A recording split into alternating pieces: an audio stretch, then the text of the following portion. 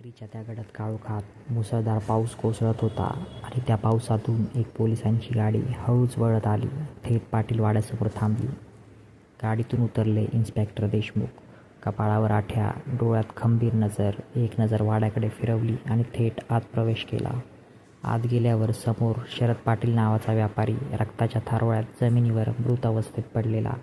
हवालदारांनी वाड्यातील प्रत्येकाची चौकशी सुरू केली, पण त्यावेळी वाड्यात फक्त 3 जण होते. पहिला राजेश, शरदचा जुना पार्टनर. दुसरी मीनाक्षी, त्याची पुतणी. आणि तिसरा अमोल, त्याचा ड्रायव्हर. इन्स्पेक्टरने तिघांची कसून चौकशी केली. संपूर्ण वाडा तपासला. राजेशच्या बॅगमधून विषाची बाटली सापडली, तर मीनाक्षीच्या खोलीतून रक्ताने भरलेले कपडे आणि अमोलच्या घरामागून रक्ताने माखलेला चाकू. तिघीही आता संशयित, पण कोणीच कबूल करत नव्हतं. जो तो म्हणत होता, मी निर्दोष आहे. राजेश म्हणतो, मी आलो तेव्हा शरद जिवंत होता. मी विष मिसळणार होतो, पण वेळ मिळाला नाही. मीनाक्षी म्हणते, मी आले तेव्हा काका रक्ताने भरले होते. वाचवायचा प्रयत्न केला, पण भीतीपोटी ते कपडे लपवले.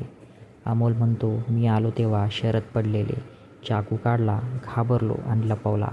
तिघांच्या बोलण्यात अर्ध सत्य आणि अर्ध खोटं. पण बराच वेळ चौकशी केल्यावर इन्स्पेक्टर देशमुखला खरा खुनी सापडला. तो कोण? तुम्हाला काय वाटतं? कमेंटमध्ये नक्की